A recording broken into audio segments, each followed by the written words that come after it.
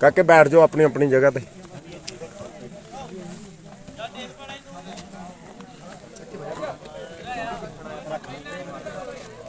जिन्नी मैं 2 दिन से जितना पढ़ाई है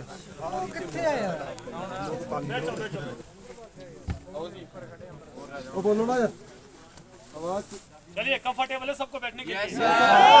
दोस्त आप आराम से बैठ जाइए कहीं पे ना। नहीं वो पीछे पीछे जो खड़े हैं एक ऐसा जगह देख लीजिए आप उनके दीवार के सारा ले लो दोस्त, आप दीवार के सारे बैठ जाओ।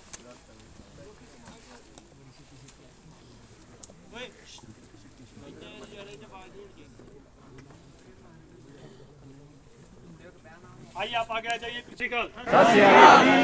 कैसे सब लोग बढ़िया हैं? मजा आ रहा आप लोगों को? Yes sir. कल शाम के ट्रैक पे कहाँ गए आप लोग? गुरुद्वारा साहब गए थे? हडिम्बा टेंपल, गुरुद्वारा साहब गए, गोपा रोड, माल रोड। शाम को कितने बजे रिपोर्ट किया फिर आप लोगों ने? 6:30 मतलब कुल मिला के फिर शाम को आप लोगों ने अच्छा रौनक लगा दिया। तो रॉक क्लाइंबिंग क्या चीज़ है, क्या उसकी टेक्निक्स है, क्या उसके सिद्धांत हैं, क्या नियम हैं, उन सब के बारे में हमने जाना। तो शायद पहले दिन जब लेक्चर हुआ आप लोगों को तब थोड़ा देखने में लगता है कि यार ये तो बढ़िया है, तो मज़ा आना। बट सेम टाइम जब आप लोगों ने उसको प्रैक्टिकली यहाँ पर करने की कोशिश की, बहुत बहुत डिफिकल्ट है, बहुत टाइम लगता है उस लेवल तक पहुँचने के लिए। समझ गए? अगर हम लोग एडवेंचर स्पोर्ट्स की बात करें, जितने भी एडवेंचर स्पोर्ट्स हैं, इंडिया एडवेंचर स्पोर्ट्स में अभी ग्रो कर रहा है। एक छोटा बच्चा है।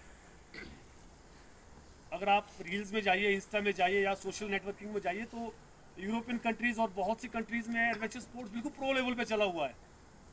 वो लोग बड़े बड़े पहाड़ों को बिना रस्सी के क्लाइंब कर रहे हैं। तो इंडिया में ये ग्रो कर रहा है, वो अलग चीज़ है। बट हमेशा एडवेंचर एक्टिविटी आप कोई भी करते हैं, first priority is safety. Safety के साथ कभी कॉम्प्रोमाइज़ नहीं करना है ना। कोई इंस्टाग्राम में क्या कर रहा है, कोई रील्स बना के क्या कर रहा है, उसको फॉलो नहीं करना है। उन्होंने उस चीज़ को बनाने के लिए बहुत मेहनत की है, ठीक है। उससे पहले वो बहुत बार गिरा होगा, उसके लिए प्रैक्टिस किया होगा, उसके लिए सेफ्टी प्लान होगा। बट आप डायरेक्टली उस स्टेज पे नहीं जा सकते हैं। तो हमेशा अपने आप को एक लर्निंग फेज में रखिए, धीरे धीरे स्टेप वाइज जाना है आगे को। समझ गए? तो सेम वे एडवेंचर एक्टिविटीज़ का मेन मोटिव क्या है? एडवेंचर एक्टिविटीज़ एक ऐसा स्पोर्ट्स है केवल और केवल जो मेंटली और फिजिकली दोनों ताकतों को आपस को कोऑर्डिनेट करता है। फॉर एग्जांपल अगर आप वीडियो गेम खेलते होंगे या कोई और गेम लाइक चेस, तो चेस में सारा का सारा दिमाग का काम है। आपको एक बार में 100 चालें सोचनी पड़ती है कि मुझे क्या प्लान करना है। But in adventure sports the same time you have to be mentally present as well as physically. अब ऐसा नहीं हो सकता कि आप रॉक क्लाइंबिंग कर रहे हो सोच रहे होंगे कि आज का मैच पता नहीं इंडिया हारेगा कि जीतेगा। उतने उस फ्रैक्शंस में आपके साथ एक्सीडेंट हो सकता है।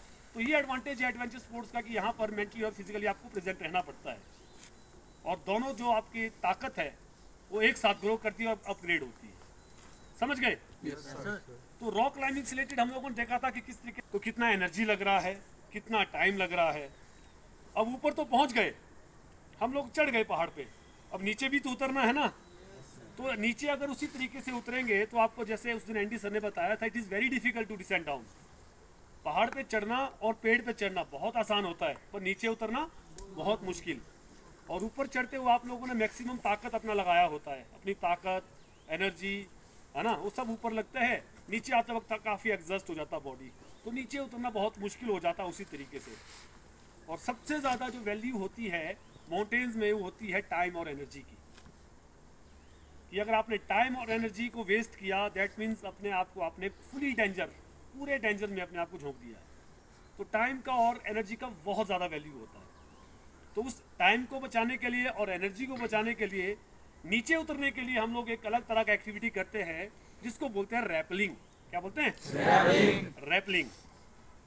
तो रैपलिंग यूजुअली क्या है, आप लोग ऊपर पहुंच गए, नीचे एक रस्सी को हम लोग फेंक देंगे और वो रस्सी कहाँ बंधी होगी? एक एंकर में, ठीक है। एंकर का मतलब होता है एक ऐसा प्रोजेक्शन सॉलिड जो नेचुरल भी हो सकता है और आर्टिफिशियल भी हो सकता है, जिसमें इतनी कैपेबिलिटी है, जितना पोटेंशियल है कि वो 1 या 10-20 आदमी का बाहर संभाल सकता है। अब ऐसा नहीं कि ऊपर पहुंचे और एक छोटे से पत्थर में रस्सी बांध दिया, नीचे उतरे तो पत्थर भी नीचे। वो सिलेक्शन होना चाहिए आपका बहुत स्ट्रॉन्ग, कि अगर नीचे उतरना है तो 5, 10, 15 आदमी का वजन वो संभाल सके, वो बहुत मजबूत होना चाहिए। तो ऐसी जगह पर रस्सी बांधने के बाद उस रस्सी के जरिए नीचे आने की जो तकनीक है उसको हम लोग बोलते हैं रैपलिंग, और इसको हम लोग एक और नाम भी बोलते हैं एब्सेलिंग। क्या बोलते हैं? एब्सेलिंग। तो कॉमनली हम लोग बोलते हैं कि rappelling is a quick fast descending method on a steep section of rock, snow और ice with the help of rope where one side of the rope is anchored। ठीक है, रैपलिंग एक जल्दी से और बहुत तेजी से नीचे उतरने की प्रक्रिया है, तेज ढलान वाली पहाड़ से, चट्टान से, बर्फ वाली चोटी से। किसकी मदद के द्वारा? रस्सी की मदद के द्वारा, जहां पर रस्सी का एक सिरा मजबूती से बंधा होना चाहिए। समझ गए? तो इसको बोलते हैं हम लोग रैपलिंग। अब रैपलिंग का टाइप या इम्पोर्टेंस, टाइप से पहले इम्पोर्टेंस की बात करें तो इम्पोर्टेंस क्या आ गया आप लोगों का इसमें? टाइम और एनर्जी बच रहा है। एक माउंटेनियर के लिए, एक एडवेंचर स्पोर्ट्स पर्सन के लिए सबसे ज़्यादा वैल्यूबल चीज़ है टाइम और एनर्जी। अगर आप उसी ताकत से नीचे उतरेंगे तो आपका बहुत टाइम लगेगा, बहुत एनर्जी लगेगी। तो उस चीज़ को कंज्यूम करने के लिए, रिजर्व में रखने के लिए आप लोग रैपलिंग करते हैं। समझ गए? अब बात आती है इसकी टाइप्स की, कितना टाइप का रैपलिंग होता है। तो एट प्रेजेंटली मॉडर्न डेज में सिंगल एक ही तरह का आजकल रैपलिंग होता है, which is called mechanical rappelling. क्या बोलते हैं? Mechanical rappelling. तो मैकेनिकल रैपलिंग में क्या होता है, ऐसे डिवाइसेस होंगे जैसे आप लोग कॉमनली इस डिवाइसेस को देख रहे हैं, फिगर ऑफ 8 है ना, 8 की तरह। तो ऐसे बहुत से और दूसरे डिवाइसेस होंगे। अगर आप अपने आप को ग्रो करोगे, अपग्रेड करोगे एडवेंचर स्पोर्ट्स में, तो नए नए इक्विपमेंट से आपका इंट्रोडक्शन होगा। तो उन इक्विपमेंट की मदद से कैसे नीचे उतरना है, कैसे इसको अपने बॉडी के साथ या इस सिस्टम के साथ रैप किया जाता है, वो आपको बताया जाएगा। ठीक है, बट एज अ बिगिनर शुरुआती दौर में आपको ज़्यादातर आपको इसी डिवाइस के जरिए नीचे उतरना पड़ेगा। इसको क्या बोलते हैं? डिसेंडर। दैट्स द रीजन इसको डिसेंडर बोलते हैं। ठीक है, डिसेंड करने के काम आता है, नीचे बिले देने के काम आता है। मेन काम क्या है? फ्रिक्शन क्रिएट करना है ना, घर्षण को बढ़ाना है। तो ऐसे बहुत से डिवाइसेस होंगे जिनके जरिए आप नीचे उतर सकते हैं। तो ऐसे डिवाइसेस की नीचे जब मदद से हम जब नीचे उतरते हैं, इसको बोलते हैं मैकेनिकल रैपलिंग। क्या बोलते हैं? Mechanical rappelling. अभी कई बार ऐसा होता है इक्विपमेंट का शॉर्टेज हो गया, आप वहाँ फंसे हो, वहाँ बैठे हो, आपके पास कोई भी मैकेनिकल डिवाइस नहीं है, मौसम ख़राब हो रहा है ना, एनर्जी कम है, और आपको लगता है कि सेक्शन उतना टेक्निकल नहीं है, बिल्कुल एक्सट्रीम टेक्निकल सेक्शन नहीं है, आपको लगता है कि यार यहाँ तो मैं नीचे उतर सकता हूँ। तो वहाँ पर हम लोग क्या करते हैं, इस रोप को अपनी बॉडी के साथ रैप कर देते हैं। उसके अलग अलग तरीके हैं। तो उस तरीके की जो रैपलिंग को बोलते हैं क्लासिकल रैपलिंग। क्या बोलते हैं? क्लासिकल का मतलब पुराने दिनों में जो रैपलिंग हुआ करती थी, पीछे पीठ की तरफ। ठीक है, अभी एक हैंड का डायरेक्शन इसके फॉल लाइन में रहेगा, रोप की लाइन में, और एक हैंड का डायरेक्शन रहेगा जहाँ पे ये बंधा हुआ है ना। उसके बाद आपने क्या करना है, इसको रैप करना अपने हाथों में, आम पीठ के नीचे से, ऊपर से नहीं करना है। समझ गए? आम पीठ के नीचे से रैप करके इसको ग्रैब करना है ये, और इस वाले रोप को भी इस तरीके से। यहाँ पर आपका बॉडी का पोजीशन कुछ ऐसा हो जाएगा, वर्टिकल टू द स्लोप या वर्टिकल टू द स्लैब। अब ऐसा रखोगे बॉडी तो क्या होगा, फिसलेगा। फिसल रहा हूँ, देखो मैं फिसल रहा हूँ। तो इस चीज़ को मेंटेन रखने के लिए आपको अपना बॉडी रखना पड़ेगा ऐसा, फ्लैट, एज के ऊपर नहीं बैठना है, पूरा का पूरा पाँव फ्लैट। और यहाँ पर पूरा पाँव में आपने गैप रखना, शोल्डर लेवल में, क्लोज नहीं रखना पाँव को। पाँव को क्लोज रखोगे तो मूवमेंट नहीं होगा, या बॉडी का हुक बनेगा, एरो बनेगा। समझ गए? यहाँ पर आप देख सकते हैं, धीरे धीरे आपने क्या करना, फिर रोप को यहाँ से छोड़ना है और यहाँ से इसको रिकवर करना है। तो आप देख रहे हैं रोप का मेरे बॉडी के ऊपर फ्रिक्शन हो रहा है और मैं धीरे धीरे नीचे उतर रहा हूँ। समझ गए? तो इसको बोलते हैं आर्म रैपलिंग। क्या बोलते हैं? Arm rappelling. Arm rappelling. वहाँ पर आप एक कंप्लीट डेमोन्स्ट्रेशन देख लीजिएगा।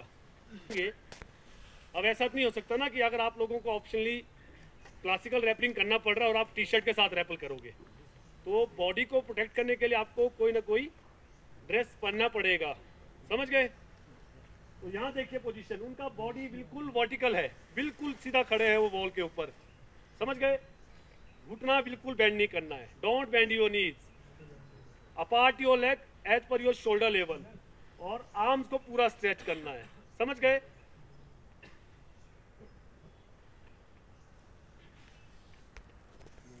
राइट हैंड से ग्रैब कर रहा हूं तो ये कहाँ आएगा? लेफ्ट शोल्डर के ऊपर। अगर लेफ्ट हैंड से ग्रैब कर रहा हूं तो ये राइट शोल्डर के ऊपर आएगा, समझ गए? इतना याद रखना है, जिस तरफ से ग्रैब करोगे उसके अपोजिट शोल्डर में ये रुक जाएगा। अब यहाँ पर मेरे दोनों हाथ फ्री है,